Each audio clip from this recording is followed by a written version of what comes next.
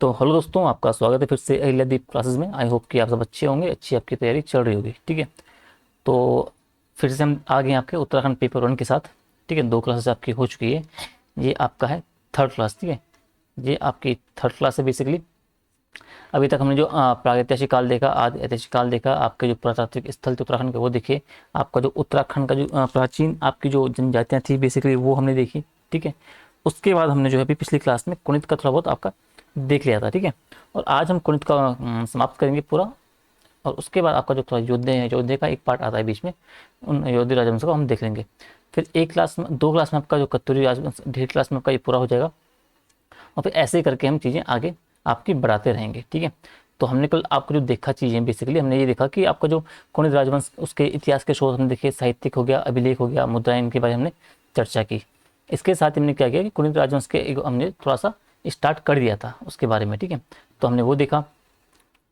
आज इसका जो पेंडिंग पार्ट है वो हम देखेंगे कुणितों का, कुणितों का। और उसके बाद जो क्या है आपका, उसके बाद आपका जो इसका योद्धे का है, फिर हम वो देखना शुरू करेंगे। ठीक है, हाँ, तो हमने कालसी अभिलेख के बारे में देखा। और फिर अब जो आपका जो पार्ट बचा है वो आपका है कालसी, कालसी नहीं, कुलिंदों की जो राजनीतिक और जो प्रशासनिक जो स्थिति है आपकी थी, उस स्थिति को हम थोड़ा उसके बारे में अब चर्चा करेंगे मुख्य परीक्षा की दृष्टि से। ठीक है,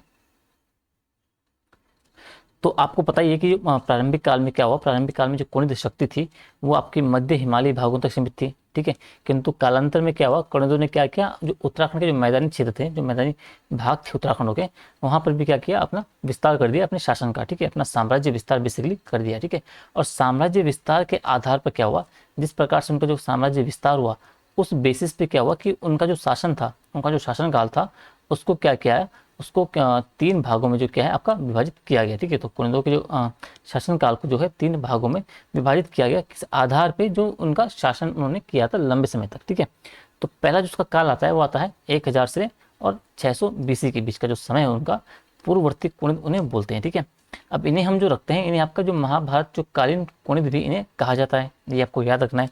अब महाभारत में जो पुलिंद राजा सुबाहु का उल्लेख आपको मिलता है। ठीक है, और इसकी राजधानी जो श्रीपुर में जो पांडवों ने प्रवेश किया था, तो ये सब जो चीज़ें आपकी जो पूर्ववर्ती कुनिंदों से आपको लिंक देखने को मिलता है। ठीक है, तो ये बात जो क्या सिद्ध करती है कि प्रारंभ में जो कुनिंदों की राजधानी थी आपकी, वो श्रीपुर, या आप कह सकते हैं कि श्रीनगर हुआ करती थी। ठीक है, ये आपने देख लिया किसमें, कि पूर्ववर्ती कुनिंद जो थे आपके, वो महाभारत कालीन कुनिंद भी कहा जाता है इन्हें। पुलिंद राजा सुबाहु का उल्लेख मिलता है, इनकी राजधानी आपको श्रीपुर में पांडवों का प्रवेश किया था।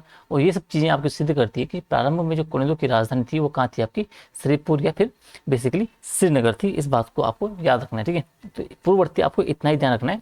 ठीक है, अगला पार्ट आपका जो आता है वो आता है मध्यवर्ती कुनिंदों का। इसमें आप जो टाइम पीरियड रखते हो 600 BC से लेके आपका 200 बिफोर क्राइस्ट तक आपका समय जो इसमें आपने रखना होता है। ठीक है, अब इस समय क्या हुआ कि कुनिदों ने क्या किया कि साम्राज्य विस्तार करके अपना जो कुछ मैदानी भागों को विजित कर दिया था। ठीक है, और अपनी जो राजधानी थी उनकी, उन्होंने कालकोट कालसी को बनाया। ठीक है, इस बात को आपको थोड़ा सा याद रखना है। ठीक है, किंतु यह क्या हुआ कि यह काल जो आपका था, यह काल नहीं, यह काल जो आपका था वो मौर्य वंश की स्थापना का है। आपको पता ही है, क्योंकि जो कुणित थे वो मौर्य वंश के समकालीन आपको देखने को मिलते हैं। और फिर क्या हुआ कि जो उन्होंने अपने राजनीतिक केंद्रीकरण के लिए आपको जो जाने जाते हैं कौन, मौर्य वंश, तो एवं इसके साथ ही जो कालसी से मौर्य सम्राट अशोक का जो आपको शिलालेख मिलता है ना, तो वो भी ये सिद्ध करता है कि कुनिंदों की राजधानी पर जो आपका क्या था, वो मौर्यों ने अधिकार कर दिया था, या फिर कुनिंदों ने अपनी अधीनता जो मौर्यों की अधीनता जो है वो स्वीकार कर ली थी। तो मध्यवर्ती कुनिंद में आपको जो कालसी शिलालेख वाला पार्ट है वो आपको देखना है। ठीक है, किस तरीके से उन्होंने अपना विस्तार मैदानी भागों में किया और किस तरीके से उन्होंने मौर्यों की जो अधीनता थी वो स्वीकार की, इसको आपको जो है उसमें रखना है। किसमें, अपना जो आपका मध्यकालीन आपका जो कुनिद है इसमें आपको रखना है। ठीक है, अब आपका अगला है उत्तरवर्ती कुनिद, जो एंड वाला है। तो ये 200 आपका जो BC से लेके 300 ईस्वी तक आपका जो इसमें आपका समय आपको देखने को मिलता है। अब इसमें अपना उनका उत्तरवर्ती काल इनका आया कि इनका कुनिदों का, तो उन्होंने क्या किया कि जब मौर्य समाज का पतन जब हुआ, तो अपने उत्तरवर्ती काल में मौर्य समाज का जब पतन हो गया था, उसके परिणाम स्वरूप क्या हुआ, अब जिन्होंने अपने मध्यवर्ती काल में अधीनता स्वीकार कर ली थी मौर्य की, तब मौर्य जब पतन हो रहे थे, मौर्यों का जब पतन वगैरह हो रहा था, तो फिर क्या हुआ कि राजनीतिक जो विकेंद्रीकरण हुआ था, क्योंकि मौर्य ने क्या किया था कि जो राजनीतिक केंद्रीकरण की सत्ता केंद्रीकरण किया था भारत का, लेकिन जैसे वो उनका पतन हुआ, तो वैसे ही आपको जो स्थिति देखने को मिलती है और राजनीतिक विकेंद्रीकरण की देखने को मिलती है, ठीक है। और उसी के परिणाम स्वरूप क्या हुआ कि उन्हीं परिस्थितियों के अनुसार क्या हुआ कि उनका परिस्थितियों का लाभ उठाकर कुनिदों ने भी अपना जो साम्राज्य था वो विस्तार किया, ठीक है। और सहारनपुर के जो निकट आपका शत्रुघ्न नगर है, ठीक है, और बाद में जो आपका वेहट है, इनको उसने अपनी क्या है राजधानी बनाई। किसने? उत्तरवर्ती कुनिदों ने, ठीक है। अब मौर्यों के पतन के पश्चात क्या हुआ, शकों ने फिर कुनिदों के जो मैदानी प्रदेश थे उन पर अधिकार कर दिया था। इस बात को आपको याद रखना है, ठीक है। लेकिन पुनः क्या हुआ कि कुनिदों ने क्या किया कि शक्ति पर्वतीय क्षेत्रों तक सिमट कर रह गई। पहले वो पर्वतीय क्षेत्रों में थे, मध्यवर्ती काल से लेकर उन्होंने अपना जो विस्तार था ना मैदानी क्षेत्रों में शुरू किया। उत्तरवर्ती काल में जब मौर्य का पतन हो गया तो उन्होंने विस्तार और बढ़ाया। लेकिन धीरे धीरे क्या हुआ कि जब जो आपके ये थे शक थे, उन्होंने मैदानी क्षेत्र विजित कर लिए कुनिदों के, और फिर उसके बाद पुनः क्या हुआ कि कुनिद शक्ति जो थी मैदानों से लौट के वापस अपने जो पर्वतीय क्षेत्रों थे वहां तक वो सिमट कर रह गई थी, ठीक है। इनको आपको याद रखना है। अब कुनिदों के इतिहास के आपके स्रोतों से भी ज्ञात होता है कि जो कालसी से लेके कालिंदी तक, ठीक है, सॉरी काली से कालिंदी तक एवं जो दक्षिणी मैदानों से एवं तक जो आपका जो है वो कुनिद राज्य जो है आपका 6 प्रदेशों में विभाजित था। तो इन 6 प्रदेशों का आपको थोड़ा सा उल्लेख कर देना है कि किन किन 6 प्रदेशों में आपका जो है कुनिद शासन था, कुनिद उनका साम्राज्य था वो आपका विस्तारित देखने को मिलता है, ठीक है। अब कौन कौन थे तो आपको ये देखना है, ठीक है। तो ये उत्तराखंड का बेसिकली मैप हो गया, ठीक है। तो वो 6 क्षेत्र कौन थे जहां उनका जो शासन था, तो एक तो पहला आपका जो ये आपका जो तमसा उपत्यका है आपका तपसा ये जौनसर वाला क्षेत्र आपका जो है ये है इसमें, ठीक है, यहाँ था। दूसरा आपका जो ये वाला क्षेत्र आपका है देहरादून वाला और कालसी वाला यहाँ वाला एरिया जो है कालकुट वाला कालसी का प्रदेश उसके अधीन था, ठीक है। तीसरा आपको जो देखने को मिलता है आपका ये हो जाता है तंगन वाला क्षेत्र, जो कि आपके उत्तरकाशी और चमोली का जो आपका भौटांत्रिक क्षेत्र था बेसिकली वो उनके अधीन था। चौथा आप देखते हो तो ये भारद्वाज वाला जो क्षेत्र था आपका जिसमें आपका टिहरी और जो पौड़ी जिला के जो क्षेत्र आपको देखने को मिलते हैं भारद्वाज वाले क्षेत्र वो उसमें शामिल थे। और पांचवा आपका जो रंगू क्षेत्र था जिसमें आपका पिंडर नदी क्षेत्र हो गया, पिथौरागढ़ जो घाटी वगैरह होगी वो आपके रंगू क्षेत्र में शामिल थे। और आपका जो छठवां अंतिम था वो आत्रेय था, यानी कि जो गौविशाण plus Nainital plus Almora plus Udham Singh Nagar, basically जो आपकी मैदानी राज्य थे आपके मैदानी जिले थे आपके उधम सिंह और नैनीताल वाले। इसके साथ साथ आपका जो ये अल्मोड़ा का थोड़ा बहुत पार्ट आपको इसमें देखने को मिलता है, किसमें आपका जो इनका आत्रेय वाला क्षेत्र था, ठीक है। तो कुनिदों में बेसिकली आपको मुख्य परीक्षा की दृष्टि से इतना ही आपको देखना पड़ता है जिसमें कि आपके सवाल बनते हैं, ठीक है, कि उनका साम्राज्य विस्तार किस तरीके से हुआ, उनके स्रोत कहाँ कहाँ से मिलते हैं, उनका जो क्षेत्र था किस तरीके से उनका फैला हुआ था या कहाँ तक उनका जो साम्राज्य आपका विस्तारित आपको देखने को मिलता है। तो इन चीज़ों को आपको नोट्स वाइज आपको अपने अपने नोट्स तरीके से बना देने जो कि मुख्य परीक्षा में आपके काम आएंगे, ठीक है। और फिर आपको उन्हीं पे आपको अपनी आंसर राइटिंग प्रैक्टिस करनी है, ठीक है। अब अगला जो आपका जो टॉपिक बचता है तो हम बेसिकली कुनिद जो आपका है वो उसे हाईलाइट कर लेते हैं ताकि आपको जो एक आइडिया मिल जाए कि कुनिद आपका संपन्न हो गया है। अब क्या है आपका जो अयोध्या वाला जो आपका पार्ट है अयोध्या गणराज्य आपको थोड़ा सा देखने को मिलता है, इसके बारे में आप क्या है थोड़ा सा हम देख लेते हैं, ठीक है। अब अयोध्या के बारे में देख लेते हैं तो उत्तराखंड जूम ठीक है, थोड़ा सा जूम कर लेते हैं। अब ये देखो कि उत्तराखंड के जो दक्षिणी भाग आपने देखा तो उसमें जब कुनिदों को शक द्वारा विस्थापित किया गया और बाद में जो कुषाणों ने शकों को प्रतिस्थापित किया, ठीक है, और एवं जो कुषाणों को प्रतिस्थापित करके जो आपके थे यौधेय राजवंश ने क्या किया उत्तराखंड के जो दक्षिणी भाग पर जो आपका है अधिकार कर लिया था। आपको इतना ध्यान रखना है, ठीक है। अब यह एक वीर योद्धा जाति थी, इतना आपको याद रखना है। और इस गणराज्य ने क्या किया कि इसके अधिकार क्षेत्र की जानकारी हमें मतलब इस गणराज्य और इनका जो अधिकार क्षेत्र है इनके बारे में जो हमें जानकारी प्राप्त होती है तो इनकी जो हमें मुद्राएं वगैरह मिली है उनसे इनके गणराज्य और इनके जो शासन क्षेत्र था जो शासित क्षेत्र था अधिकार क्षेत्र था उनके बारे में हमें जानकारी मिलती है। इस बात को आपको ध्यान रखना है, मुद्राओं से संबंधित चीज़ें, ठीक है। अब इस गणराज्य की जो मुद्राएं हमें मिली है कहाँ से, एक तो मिली है भाई कालो के डांडा पौड़ी से मिली है, जौनसर बाबर क्षेत्र आपका देहरादून से मिली है, कांगड़ा आपका हिमाचल प्रदेश से मिली है, शिमला आपका हिमाचल प्रदेश से मिली है, सहारनपुर आपका हो गया, रोहतक आदि हरियाणा वाले क्षेत्रों से आपके प्रदेशों से आपके क्या है कि जो इसके जो आपकी मुद्रा हैं आपको वो प्राप्त हुई है, ठीक है। जिससे आपको क्या होता है कि इस क्षेत्र पर जो है इनके अधिकारिता या अधिकार का आपका जो एक संकेत मिलते हैं या फिर एक पुष्टि होती है आपको इन अधिकार की इसके अधिकार इन क्षेत्रों से, ठीक है। अब इनको ये जो मुद्राएं थी इनकी मुद्राओं पर क्या आपका एक तो भगवान कार्तिकेय का चित्र आपको उत्कीर्ण होता है जो इनके आराध्य देवते हैं, ठीक है। और जबकि सिक्कों के अगर दूसरे भाग की बात की जाए तो पृष्ठ भाग पर जो इनके जो षणमुखी षष्ठी देवी थी आपकी या देवसेना का जो चित्रण किया गया है तो ये भी आपका जो यौध्य राजवंश से संबंधित है, ये भी आपको याद रखना है।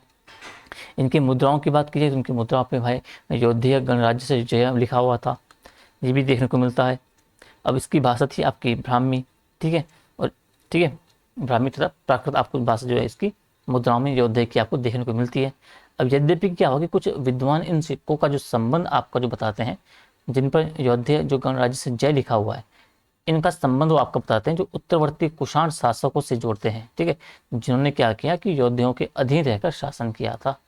तो इसमें मतभेद आपको देखने को मिल सकते हैं। जो यौध्य गणराज्य से जो जय आपको लिखा हुआ मिलता है, उसमें कुछ इतिहासकार मानते हैं कि भाई ये जो लिखा हुआ मिला है, ये इसका संबंध आपका उत्तरवर्ती जो कुषाण शासक थे उनसे जोड़ते हैं, जिन्होंने क्या किया कि यौध्य के अधीन रहकर जो अपने शासन किया था। तो ये बात थोड़ा सा आपको ध्यान रखनी है यौध्य राजवंश के बारे में। इसमें कुछ ज़्यादा इंपॉर्टेंट और है नहीं, इतने आपको थोड़ा सा 4 नंबर में आपको पूछ सकता है, ठीक है। तो यौध्य का आपका इस तरीके से हो जाएगा। तो यौध्य को भी हम जो है हाईलाइट कर लेते हैं, ठीक है। अब बचा है आपका कत्तूरी वाला, ठीक है, ये थोड़ा सा इंपॉर्टेंट आपका एरिया है। इंपॉर्टेंट ऐसे सवाल आपके बन सकते हैं, मंदिर स्थापत्य से लेके और शासन प्रशासन शासन से लेके सभी से आपके सवाल बन सकते हैं, ठीक है। तो ये टॉपिक बहुत इंपॉर्टेंट है आपका, इसको आपको अच्छे से तैयार करके जाना है, ठीक है। इसके सारे डायमेंशन आपके जो हो सकते हैं अभी मैं करवाऊंगा आपके। शासन प्रशासन हो गया, इसका जो राजनीतिक स्थिति महत्व हो गया, प्रशासनिक विभाजन आपका हो गया, भू राजस्व प्रणाली इसकी बहुत महत्वपूर्ण है, ठीक है, समाज धर्म से लेके, और कला स्थापत्य और जो मंदिर निर्माण शैली इनकी थी वो मोस्ट इंपॉर्टेंट चीज़ है इसकी। यहाँ से आपके मुख्य परीक्षा की दृष्टि से आपके सवाल बन सकते हैं, ठीक है, ओके। ठीक है, तो कत्तूरी राजवंश हम देखने वाले हैं, ठीक है, जो कि मोस्ट इंपॉर्टेंट रहेगा आपके मुख्य परीक्षा के पर्सपेक्टिव से, ठीक है। अब इसमें हम देखते हैं आपका जो सबसे पहले जो कत्तूरी राजवंश है, ठीक है, इसमें हमें देखना क्या है जो आपके मेंस के लिए इंपॉर्टेंट रहेगा। एक तो हम देखेंगे इसका जो राजनीतिक स्वरूप कैसा था, स्थिति कैसी थी और महत्व इसका क्या रहा है, ठीक है।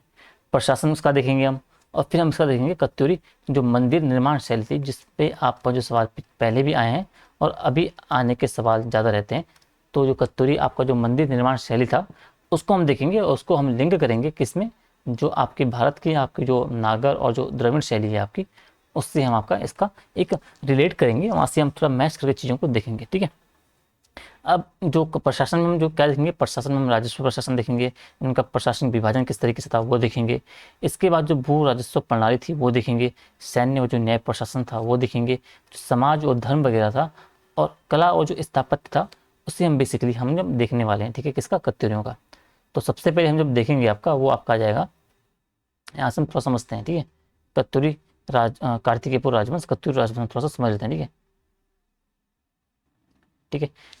तो मैं सीधा जो टॉपिक वाली बात है, जो जहाँ से आपके मतलब टू द पॉइंट हम बात करेंगे, ऐसा नहीं कि स्टोरी सुनाऊंगा फालतू की, या मतलब जहाँ से मतलब स्टोरी सुनने में आपको मज़ा आएगा कि इस तरीके से हुआ था, ये हुआ वो हुआ, इसकी गर्दन कटी, या मतलब जो कुछ भी कहानी के रूप में हम देखें। क्योंकि बच्चे मतलब तैयारी करते टाइम क्या होता है कि जो कहानियाँ वगैरह होती हैं, जो आपकी कहानियाँ हो गई, जो स्टोरियाँ वगैरह हो गई, तो वहाँ से वो सुनने में बड़ा मज़ा आता है कि हाँ इस तरीके से हुआ था, इस तरीके से हुआ था, बिल्कुल युद्ध हुए थे, बिल्कुल खून खसरी हुई थी, लाशों के ढेर लग गए थे, लाश गर्दन काट के बिल्कुल बहा दिया था, खून की मतलब खून की नदियाँ बह गई थी, इस तरीके से।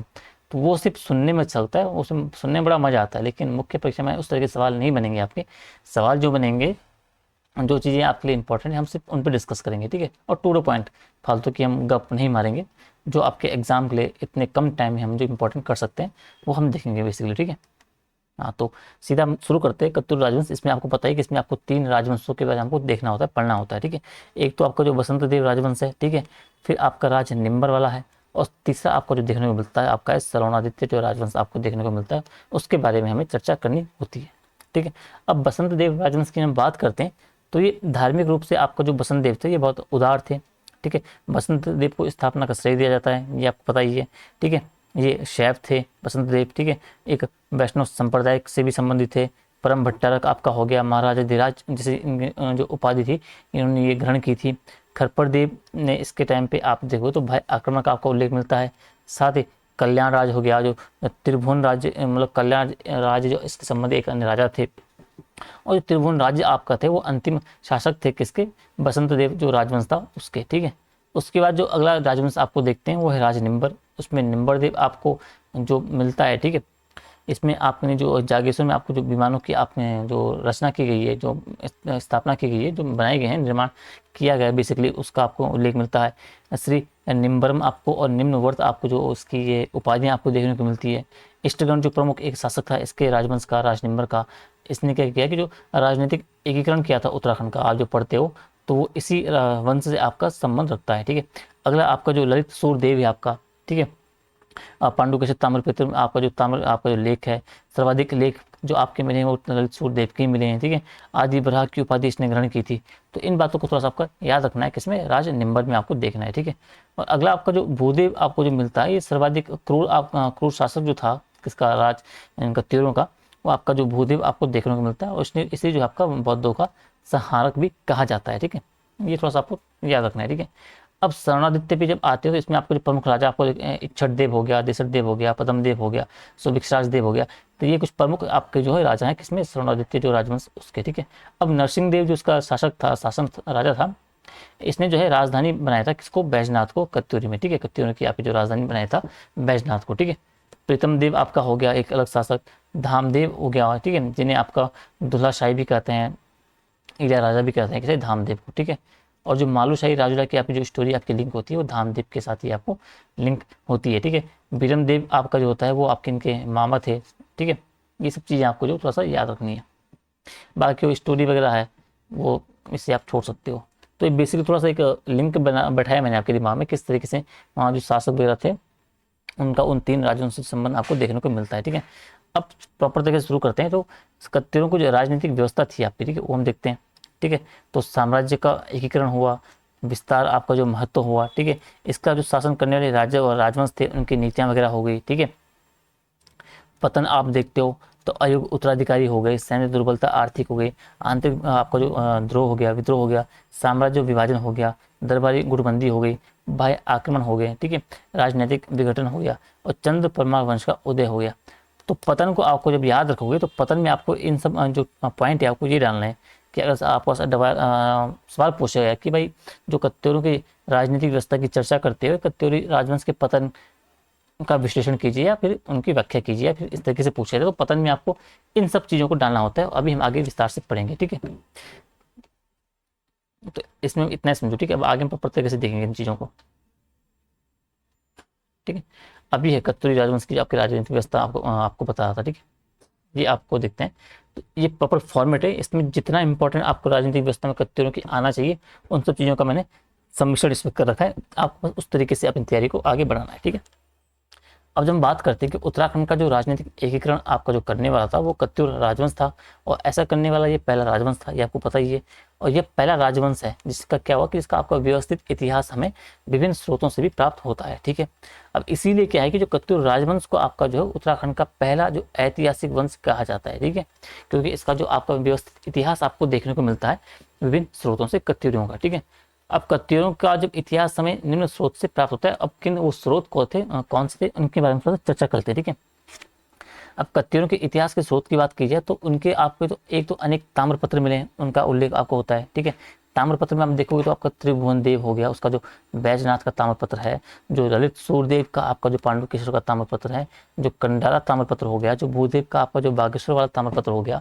ठीक है, इसमें आपका जो कत्यूरी राजाओं की वंशावली किसमें है, आपका जो भूदेव का आपका जो बागेश्वर ताम्रपत्र है। ठीक है, इसके अलावा जो देशट देव का आपका जो बालेश्वर का ताम्रपत्र है, ये कुछ प्रमुख ताम्रपत्र है जिनसे कि आपके जो कत्यूरों की इतिहास की जानकारी आपको मिलती है। ठीक है, अब इन सभी ताम्रपत्रों से न केवल आपको कत्यूरी राजवंश की राजनीतिक इतिहास की जानकारी मिलेगी, इसके साथ साथ क्या होगा कि जो आपके तात्कालीन जो सामाजिक, धार्मिक और जो सांस्कृतिक गतिविधियां थी कत्यूरों के समाज की, उनके धर्म की, उनकी संस्कृति की, उन सब की जानकारी भी आपको जो है इन ताम्रपत्रों से आपको प्राप्त होती है। ठीक है, अब ताम्रपत्रों के अतिरिक्त आपका जो है स्थानीय रूप से जो प्रचलित वहाँ जो वीर पुरुषों की जो गाथाएं हैं उत्तराखंड में, जिन्हें हम पमाड़े बोलते हैं, भड़ो गीत बोलते हैं, उनसे भी क्या होता है कि आप कत्यूरी राजवंशों की आपको जो जानकारी देखने को मिलती है। ठीक है, उनसे आपको विभिन्न कत्यूरी शासकों के जागर गीतों के माध्यम से क्या होता है कि हमें राजवंश के सामाजिक हो गया, धार्मिक हो गया, राजनीतिक जो क्रियाकलाप वगैरह थे उनके जानकारी आपको देखने को मिलती है। ठीक है, एवं इन्हीं स्रोतों के माध्यम से हमें जो है कत्यूरी शासन के संबंध में भी जानकारी मिलती है।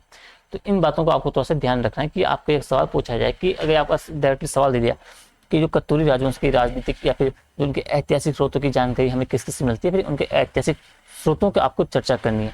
तो उसमें आपको ताम्रपत्रों का उल्लेख करना है इन सभी राजाओं का। इसके साथ साथ आपको जो उल्लेख करना है जो स्थानीय रूप से उत्तराखंड के जो प्रसिद्ध आपको जो क्षेत्र में आपको जो गाथाएं हैं, जिन्हें पवानी या जो भोड़ो गीत बोलते हैं, जो जागर गीत बोलते हैं, उनके माध्यम से भी आपके जो है कत्यूरों की आपको इतिहास की जानकारी मिलती है।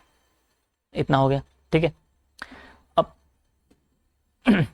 अगला है कि जोशीमठ को जब इन्होंने आधार बनाया, तो जोशीमठ को आधार बनाकर शासन करने वाले जो आपके कत्यूरी शासक थे, उन्होंने क्या किया, अपने उत्तरवर्ती काल में क्या है कि अपनी राजधानी परिवर्तित की, ठीक है, तथा नई राजधानी जो है इनकी कत्यूर घाटी में स्थित बैजनाथ को बनाया, ठीक है। इसीलिए इन राजाओं को आपका जो कत्यूर कहा गया है, ये भी आपको थोड़ा सा याद रखना है, ठीक है। अब यशोवर्मन का जब जो प्रमुख राजा था उनका, तो यशोवर्मन का जब पतन हुआ, तो उसके पतन के पश्चात क्या हुआ कि जो बसंत देव थे, बसंत देव ने क्या किया, जोशीमठ को आधार बनाया, ठीक है। उसको आधार बनाकर क्या किया, जो कार्तिकेयपुर जो राजवंश थी उसकी स्थापना करता है कौन, यशोवर्मन, ठीक है। अब कार्तिकेयपुर जब उसको राजधानी बनाने के बाद क्या होता है कि इसे कार्तिकेयपुर राजवंश पर 3 राजवंशों ने शासन किया।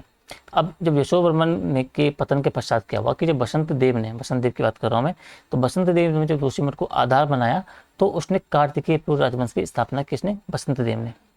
और कार्तिकेयपुर को जो राजधानी बनाया, और इस कार्तिकेयपुर राजवंश पर फिर आगे जाके क्या होता है कि 3 राजवंशों ने शासन करते हैं, किस पे, जो कार्तिकेयपुर राजवंश की स्थापना बसंत देव करता है, ठीक है।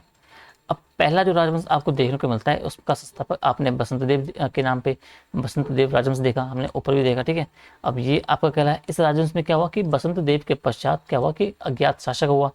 उसके पश्चात आपका खरपर देव आता है। खरपर देव के पश्चात आपका जो आता है, इस वंश का जो सबसे प्रतापी शासक था आपका त्रिभुवन राज, वो आता है बसंत देव के उसमें, बसंत देव राजवंश में, ठीक है। अब वो क्या करता है त्रिभुवन राज, उसने ना केवल पाल शासक जो आपका धर्मपाल था उससे युद्ध किया, इसके अलावा जो किरात जो राजकुमार थे उनको भी एक संधि हेतु इन्होंने बाध्य किया था कि इन्होंने त्रिभुवन राज ने, ठीक है। अब कार्तिकेय पूर्व पर जो है शासन करने वाला जो दूसरा वंश था आपका, वो था राज निम्बर वंश, ठीक है। दूसरा, पहला आपने बसंत देव देखा और दूसरा आपका है राज निम्बर वंश आपको देखने को मिलता है। अब इस वंश का संस्थापक आपका निम्बर देव था, तो इसी के नाम पे इसका नाम पड़ा। अब इसे ताम्रपत्रों में क्या बोला गया है, श्री निम्बरम बोला गया है, एवं निम्बरत भी कहा गया है। किसे, निम्बर को, निम्बर देव को जो है राज निम्बर को आपका श्री निम्बरम या निम्बरत भी कहा गया है, ठीक है। इस बात को आपको याद रखना है। अब इसने क्या किया, इसने जो जागेश्वर में आपके मंदिर समूह के विमानों का निर्माण भी करवाया, ये थोड़ा सा इंपॉर्टेंट हो जाता है, इस लाइन को आपने इंपॉर्टेंस देनी है अपने मुख्य परीक्षा के आंसर में, ठीक है।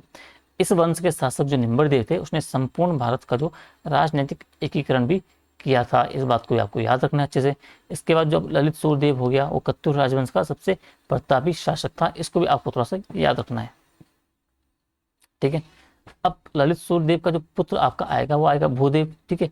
अब भूदेव क्या होता है कि धार्मिक रूप से थोड़ा असहिष्णु था, और इसने क्या किया कि जो बौद्ध धर्म का इसे संहारक भी कहा जाता है, इसने भारी मात्रा पे जो बौद्ध मठ थे, उनके जो मूर्तियां वगैरह थी, उन सबका इसने क्या किया था, उनको तोड़वाया था, उनका संहार किया था। तो इतना आपको थोड़ा सा याद रखना है किसमें, निम्बर वंश के बारे में, निम्बर राजवंश के बारे में, ठीक है। अब अगला हम देखते हैं।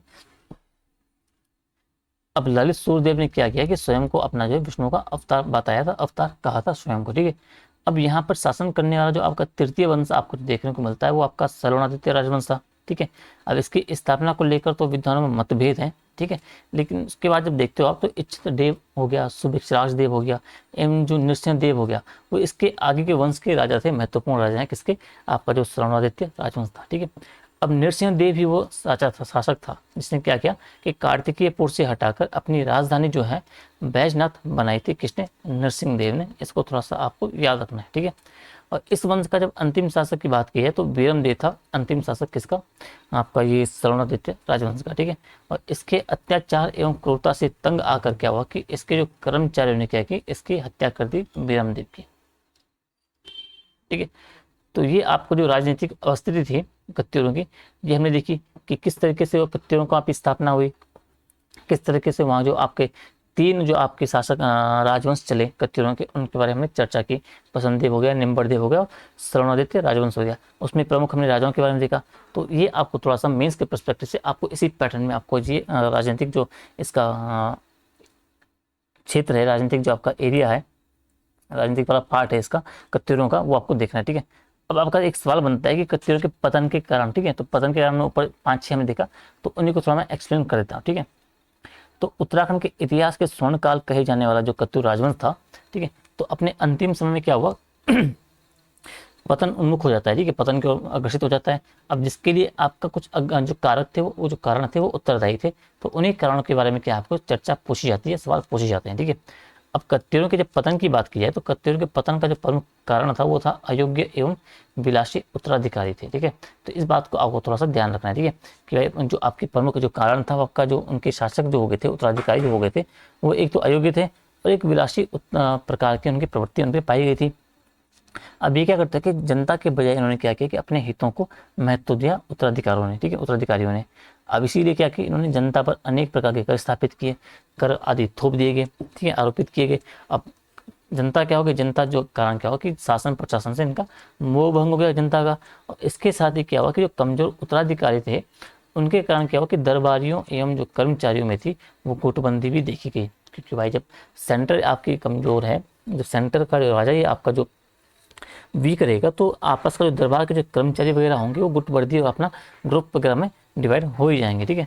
अब कर्मचारियों के द्वारा भी फिर विरमदेव की हत्या भी हुई थी। तो ये सब चीज़ें आपके जो उसके पतन के कुछ कारणों में आपका अहम भूमिका निभाते हैं, ठीक है। इसके बाद क्या होता है कि पतन का एक जो मुख्य कारण आपको देखने को मिलता है वो है कत्यूर राजवंश का जो राजनीतिक विघटन था, ठीक है। अब इस कारण क्या हुआ कि कत्यूर शासन जो आपका है कई शाखाओं में विभाजित हो गया, विघटित हो गया, ठीक है। पहले कत्यूर राजवंश कंसोलिडेट था, मजबूर था, लेकिन उत्तराधिकार के टाइम पे या उत्तर के उनका जो उत्तरवर्ती काल आया उस टाइम पे इनका जो विकेंद्रीकरण हो गया, राजनीतिक अलग अलग टुकड़ियों अलग अलग क्षेत्रों में जिसका आपका शासन का इन शाखाओं में इसका विभाजन हो गया था। अब जब विभाजन वगैरह हुआ तो प्रभाव स्वरूप होगा क्या कि जो इनके राज्य में आर्थिक दुर्बलता आ जाएगी, सैन्य शक्ति इनकी दुर्बल हो जाएगी, ठीक है। अयोग्य उत्तराधिकारियों के जब अभाव हुआ उसमें क्या होगा, जो विघटित कत्यूर साम्राज्य होगा वो संगठित नहीं हो पाएगा। जब कोई सेंटर की शक्ति ऐसी नहीं है जो मजबूत है, जो योग्य है, तो जो आपका डिसेंट्रलाइज हो रहा है सेंटर, जो आपका राज्य है वो उसे सेंट्रलाइज करने में कोई भूमिका या नहीं कोई कर पाए, कोई संगठन ऐसा काम नहीं कर पाएगा राजा के पर्सपेक्टिव से, ठीक है। इस बात को थोड़ा सा आपको देखना है। राजनीतिक विघटन और जो सैन्य दुर्बलता का लाभ जब उठेगा तो जो विपक्ष और जो आप कह सकते हो कि जो आपके उसके जो दुश्मन वाले राज्य होंगे, जो शासक होंगे, तो बाह्य आक्रमण जो होंगे उसमें वो उनका आक्रमण जो बढ़ता जाएगा। तो बाह्य आक्रमणकारियों ने क्या किया कि कत्यूर साम्राज्य पे आक्रमण किया, जिसका जो सामना जो है वो करने में जो कत्यूर आपके सक्षम नहीं थे। अब कत्यूरों के जब समकालीन जो आपका चंद और जो परमार वंश का उद्भव के कारण भी क्या हुआ कि इनके साम्राज्य विस्तार से धीरे धीरे कत्यूरों की जो शाखाओं थी, जो शाखाएं वगैरह थी, उनका भी उन्मूलन होने लगा। अब एक तरफ तो कत्यूर नीचे जा रहे हैं और दूसरी तरफ आपका जो चंद और परमार है ऊपर जा रहे हैं। कुछ क्षेत्र इनके भी इसमें भी इनका हो रहा है, आपका मतभेद हो रहा है, द्वेष हो रहा है, ये इन पर अटैक करें इन क्षेत्रों पे, उनको हड़प ले रहे हैं। तो इन कारणों से भी क्या हुआ कि जो आपका जो कत्यूरी थे उनका विघटन होने लगा, ठीक है, उन्मूलन होने लगा और अंततः आपका जो है कत्यूर साम्राज्य जो आपका था उसका था पतन हो गया, ठीक है। इस बात को आपको थोड़ा सा याद रखना है, ठीक है। तो ये हमने देखा उसके पतन के प्रमुख कारण। पहले हमने राजनीतिक देखी, तीन उनके राजवंश देखे, उसमें किस तरीके से उसका जो आपका पतन उनका हुआ, क्या क्या कारण उत्तरदायी थे। तो बेसिकली हमने कत्यूरों के पतन के कारण देख लिए। अब हम देखते हैं जो कत्यूरों का प्रशासन किस तरीके से काम बेसिकली करता था। कत्यूरों का प्रशासन थोड़ा सा देखते हैं। कत्यूरों के प्रशासन से संबंधित आपके सवाल डायरेक्टली बन जाता है, उनके प्रशासन को आप समझाइए इस तरीके से, ठीक है, ठीक है। अब हम जो देखने वाले हैं इसका अगला पार्ट जो कत्यूरों का प्रशासन था, ठीक है। हमने पतन की उनकी कारण देखे, राजनीतिक इतिहास देखा, राजनीतिक उनकी विकास देखा, इसके बाद हमने पतन देखा था और फिर हम प्रशासन देखने वाले। प्रशासन देखने से पहले कुछ 3-4 सवाल आपको सामने दे रहा हूँ मैं, जिनसे आपके मुख्य परीक्षा से पर्सपेक्टिव से आपके सवाल बन सकते हैं, जैसे बनते हैं आपके। एक तो मंदिर निर्माण शैली महत्वपूर्ण, तो आपका सवाल बन सकता है कि भाई कत्यूर मंदिर जो निर्माण शैली थी उसकी प्रमुख विशेषताओं का आपको उल्लेख करना है। इसके अलावा जो बोल सकता है कि कत्यूरों की जो आपकी प्रशासनिक व्यवस्था थी उसका उल्लेख करें। कत्यूरों का जो प्रशासन था वो मौर्यों तथा गुप्तों से प्रेरित था, विवेचना कीजिए, आपको विवेचना करना है इस बारे में। इसके अलावा जो आपके जो कत्यूरी काल उत्तराखंड के इतिहास का स्वर्ण काल था, विवेचना कीजिए। अब स्वर्ण काल के बारे में पूछना है तो ऐसे कौन कौन से काम उस टाइम पे हुए थे, ऐसे कौन कौन से चीज़ों का विकास उस टाइम पे हुआ था जिन वजह से क्या है उनका उसे जो है स्वर्ण काल बोला जाता है कत्यूरी प्रशासन को, ठीक है, कत्यूरियों के काल को। इस बात को थोड़ा सा ध्यान रखना है। तो इस टाइप के आपके सवाल बनते हैं जो कि मोस्ट इंपॉर्टेंट है और यहीं से सवाल आपके पीछे आ भी रखे हैं इस तरीके से, ठीक है, तो इसको आपको थोड़ा सा ध्यान रखना है। अब हम देखते हैं कत्यूरी प्रशासन आपका जो है इंपॉर्टेंट, ठीक है, इसके बारे में थोड़ा सा देखते हैं, ठीक है।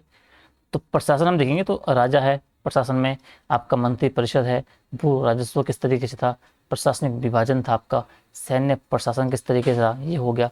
इसके अलावा हम जो बाकी चीज़ें आपकी जो समाज और धर्म किस तरीके से था वो देखेंगे, जो कला और स्थापत्य था। तो ये अपने अपने में एक अलग टॉपिक है, इसमें अपने में आपका एक सिंगल क्वेश्चन आपका मुख्य परीक्षा का बन सकता है मेंस के पर्सपेक्टिव से, ठीक है। तो वो हम देखते हैं, ठीक है, ठीक है। तो सबसे पहले राजा, तो राजा भाई जो कत्यूरी प्रशासन में सर्वोच्च अधिकारी होता था, ठीक है। उपाधि परम भट्टारक की उपाधि ग्रहण करते थे, महाराजाधिराज हो गया, परमेश्वर हो गया, परम ब्राह्मण ब्राह्मण हो गया। तो ये 3-4 प्रकार की उपाधियां जो हैं परम इसके कत्यूरी शासन के द्वारा, शासकों द्वारा, राजाओं द्वारा घोषित की जाती थी, ठीक है।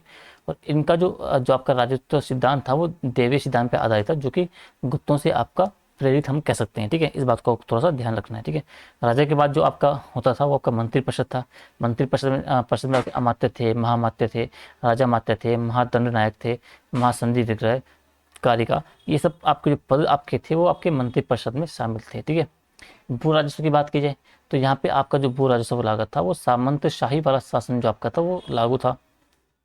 कृषि आधारित इनकी अर्थव्यवस्था थी। भाग और जो शुल्क नाम आपके इनमें कर लिए जाते थे, भाग जो लेता था उसे भागी हो गया, शुल्क वाले को शुल्क हो गया। प्राकृतिक संपदा आदि से भी इनका शुल्क लिया जाता था। भूटांतिक जिस टाइम पे आपको देखने को यहाँ पे देखने को मिलते हैं जो कि व्यापार से आपके संबंधित थे। प्रशासनिक विभाजन की बात जाए तो प्रशासनिक विभाजन आपका जो है वो आपका जो प्रांत वगैरह जो इनकी देखने को मिलता है वो गुप्तों में भी आपको देखने को मिलता है, तो वहाँ से भी उनका लिंक बैठता है।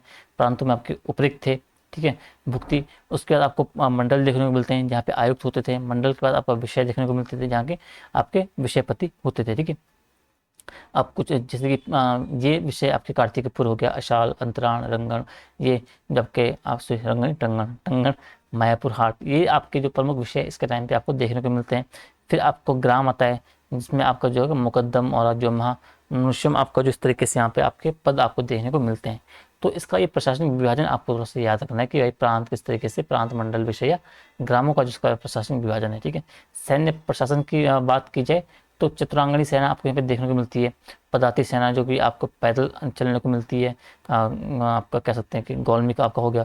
फिर अश्व सेना हो गया, उसका अधिकारी आपको जो अश्वबलाधिकृत हो गया, गौलमिक हो गया, अश्वबलाधिकृत हो गया।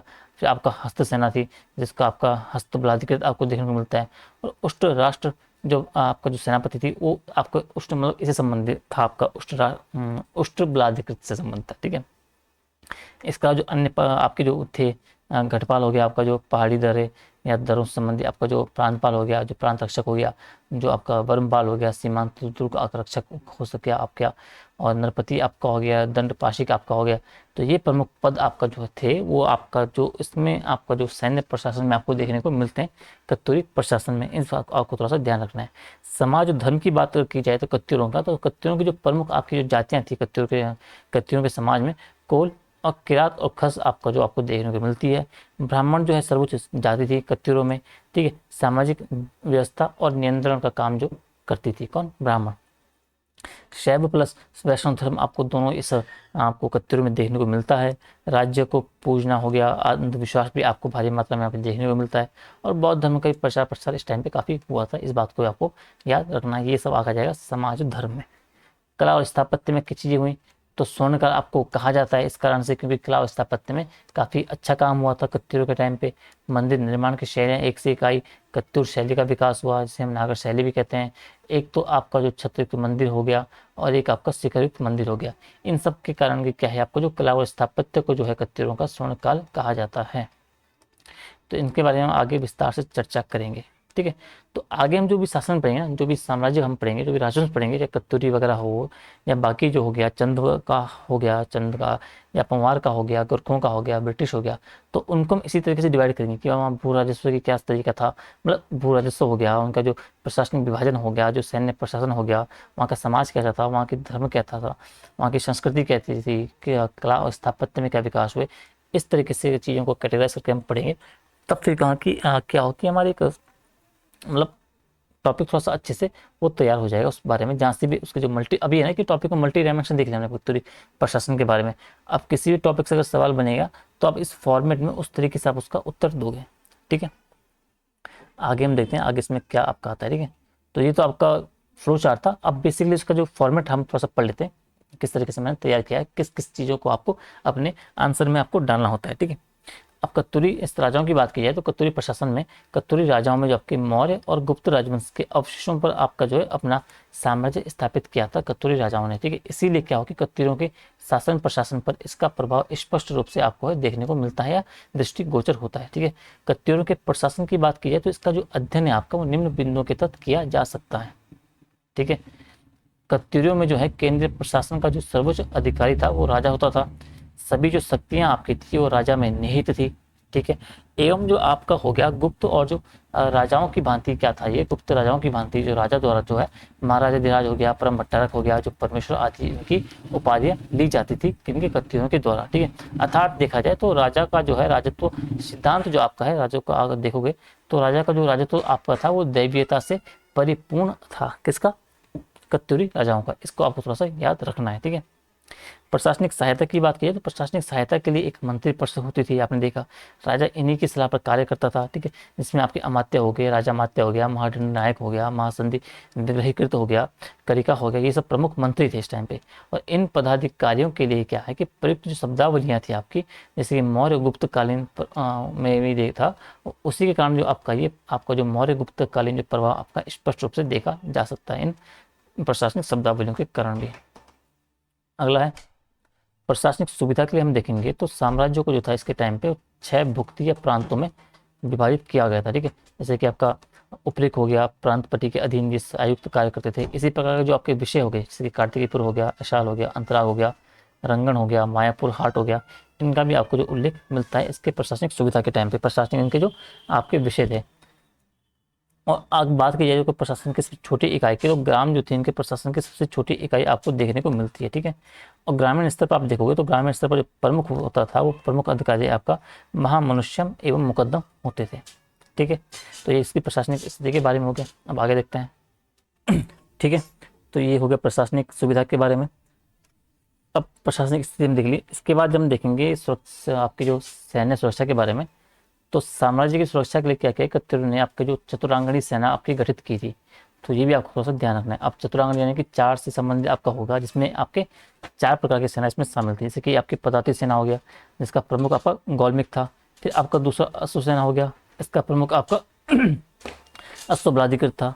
तीसरा आपका हस्त सेना हो गया, इसमें आपका हस्त बलाधिकृत आपका प्रमुख था। और चौथा आपका उष्ट्र सेना हो गया, इसका आपका जो प्रमुख था आपका उष्ट्र बलाधिकृत आपका शामिल थे। इसको आपको थोड़ा सा ध्यान रखना है, ठीक है। इसके अलावा जो प्रमुख आप कुछ अतिरिक्त पद थे आपके, जैसे घटपाल आपका हो गया, ठीक है। इसके अलावा घटपाल हो गया, दुर्गपाल हो गया, मठपाल हो गया, ठीक है। घटपाल, घटपाल के बाद ठीक है, घटपाल आपके जो पहाड़ी जो प्रवेश द्वार थे उनका जो रक्षक होता था। जो प्रांत के रक्षक के रूप में आपके प्रांतपाल थे। सीमांत दुर्गों के रक्षक के लिए आपके वरुणपाल आदि थे। तो इस प्रकार के जो अन्य अधिकारी भी इस टाइम पे नियुक्त किए गए थे, ठीक है। अब आंतरिक सुरक्षा हेतु जो पुलिस व्यवस्था के रूप में क्या था कि एक तो दंडपाशिक हो गया, दंड नायक हो गया, वो 4 भाट जो आपके नामक अधिकारी थे, ये स्थानीय जो आपकी पुलिस सुरक्षा थी, ये पुलिस व्यवस्था थी, उसके रूप में कार्य करते थे, ठीक है। अब समाज की बात की जाए तो कत्यूर समाज में आपको अनेक जातियां, जैसे आपकी खस हो गई, किरात हो गई, जो कोल वगैरह हो गया, आपको ये भी आपको आती जो जातियां थी इसमें आपको निवास करती इस टाइम पे, उनका भी आपको उल्लेख मिलता है। वर्ण व्यवस्था की बात की जाए तो वर्ण व्यवस्था इस टाइम पे अस्तित्व में थी। ब्राह्मण आपका सर्वोच्च जाति के रूप में यहाँ आपका स्थापित थे। एवं जो सामाजिक व्यवस्था पर आपका जो ब्राह्मण, उनका ब्राह्मण जातियों का नियंत्रण आपको देखने को मिलता है, ठीक है। अब स्वयं जो आपको देखिए जो कत्यूर शासक स्वयं भी आप जो है वो स्वयं खुद जो आपके तो शासक थे उनके द्वारा भी जो है परम जो ब्राह्मण थे उनकी उपाधि ली जाती थी, ठीक है। अब कत्यूर काल में जो आपका हो जाएगा, जो आपका जो पूरा जो आपका तात्विक सामग्री के रूप में आप देखोगे तो सर्वाधिक जो प्रभाव आपका देखोगे तो वो धर्म का था, ठीक है। तो धर्म का आपका जो प्रभाव तो इसके टाइम पे काफ़ी भारी मात्रा में आपको देखने को मिलता है, ठीक है। अब यहाँ आप देखोगे तो शैव संप्रदाय के साथ साथ आपको जो अनेक जो वैष्णव संप्रदाय थे उनका भी उल्लेख मिलता है। उनके संबंधित आपको मंदिर देखने को मिलते हैं, उनके मंदिरों की स्थापना की गई थी। इसके अलावा यहाँ इसके टाइम पे बौद्ध धर्म का भी प्रचार प्रसार हुआ था, उनका भी अस्तित्व आपको यहाँ पे देखने को मिलता है। लेकिन जब भूदेव जो क्रूर शासक था उसके द्वारा क्या किया कि बौद्ध जो शमन आपके जो शत्रु की उपाधि ये ली गई, यानी कि जो भूदेव था वो क्रूर प्रकार का शासक था, उसने जो बौद्ध शमन शत्रु की उपाधि धारण की। और ये सिद्ध करेगा कि जो बौद्ध धर्म को जो राजकीय संरक्षण प्राप्त नहीं था, जबकि जो शैव और जो वैष्णव संप्रदाय था उनको आपका जो राजकीय संप्रदाय राजकीय संरक्षण आपका प्राप्त था। इन बातों को आपको थोड़ा सा याद रखना है, ठीक है। कत्यूरों की बात की जाए तो कत्यूरों में जो उत्तरवर्ती काल में आप देखते हो तो जो राजा को जो पूजन तथा राजा को पूजना, राजा को पूजन जैसी जो चीज़ें थी, इसके साथ साथ जो जादू टोना वगैरह हो गया, जो अंधविश्वास वगैरह हो गया, इनका प्रचलन भी धीरे धीरे क्या हो गया, उत्तरवर्ती काल में कत्यूरों के टाइम पे बढ़ने लगा। ठीक है, अब अगला आपका आता है कला और स्थापत्य। तो कला और स्थापत्य की दृष्टि से ये कत्यूर काल जो आपका है वो स्वर्ण काल की संज्ञा आपका पाता है उत्तराखंड में। ठीक है, अब कत्यूर काल में क्या हुआ कि जो मूर्ति कला आप थी आपके उत्तराखंड की अपने चरम पर पहुंची है। ठीक है, चरम पर पहुंची, और जो कत्यूरों ने क्या किया कि मंदिर निर्माण की जो आपकी नागर शैली थी, एक तो नागर थी, एक द्रविड़ थी। ठीक है, तो उत्तर भारत में जो आपकी प्रचलित थी वो आपकी नागर शैली थी। तो इन्होंने की जो मंदिर निर्माण की जो नागर शैली थी उसमें आपके जो रीजनल आपके जो स्थानीय तत्व थे उनको मिलाया, और उनको मिलाते हुए उन्होंने क्या किया कि एक विशिष्ट प्रकार की जो शैली का विकास किया, एक विशिष्ट प्रकार की शैली प्रारंभ की, जिसे हम क्या बोलते हैं, कत्यूर प्रकार की शैली है, कत्यूर शैली के नाम से आपको जाना जाता है। तो अब आपके पास 4 नंबर का सवाल इस तरीके से बन सकता है कि कत्यूर शैली के बारे में बताओ।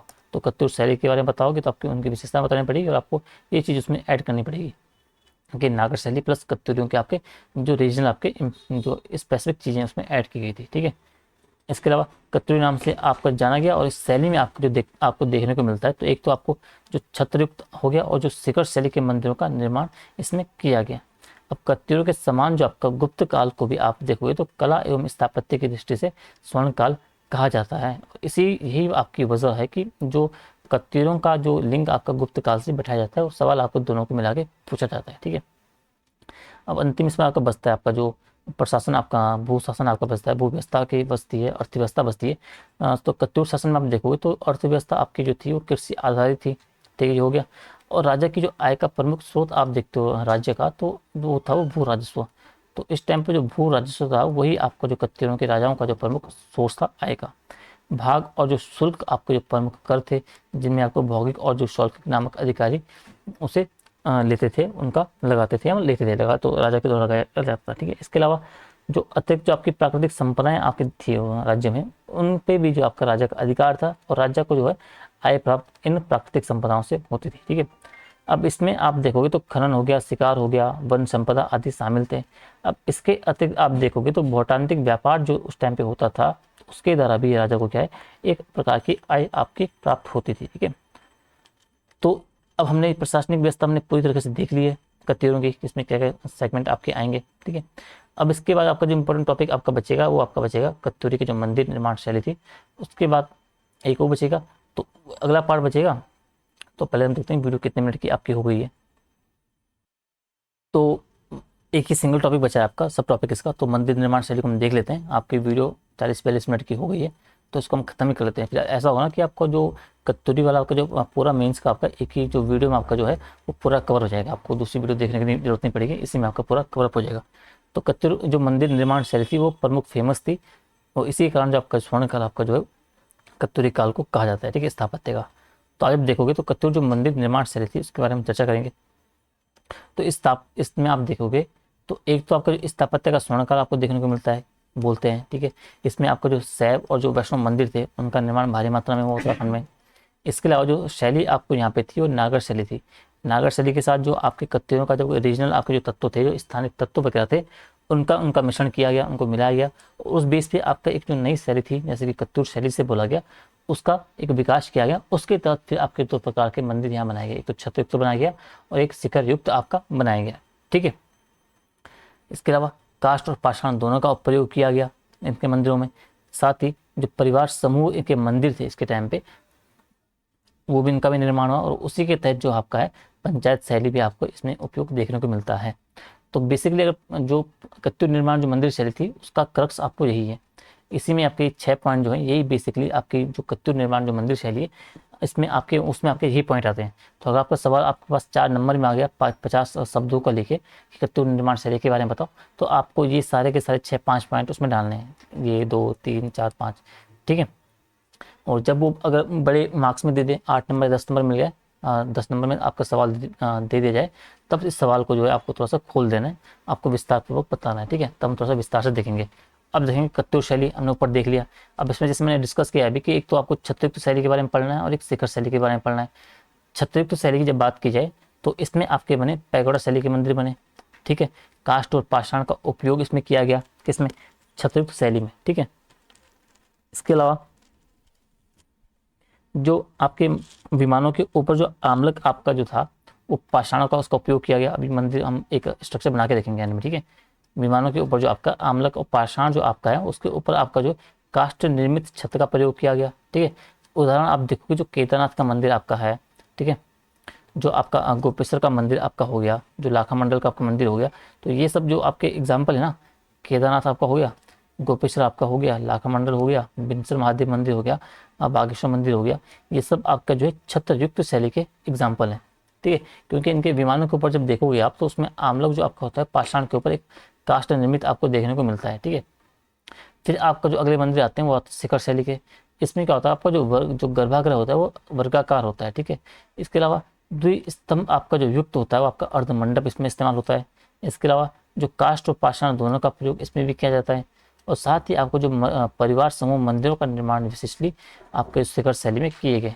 एग्जाम्पल आप देखोगे तो बैजनाथ हो गया, द्वाराहाट हो गया, जागेश्वर मंदिर समूह हो गया, तो वहाँ पे आप देखोगे तो एक तो आपका मुख्य मंदिर हो गया, ठीक है, एक आपका मुख्य मंदिर बन गया। इसी के साथ साथ आपके परिवार समूह के मंदिर ढेर सारे आपके बनेंगे अलग अलग देवी देवताओं के नाम से। तो उसी को हम बोलते हैं परिवार समूह मंदिर, यानी कि एक मुख्य मंदिर होगा, उसके अलावा अन्य आपके जो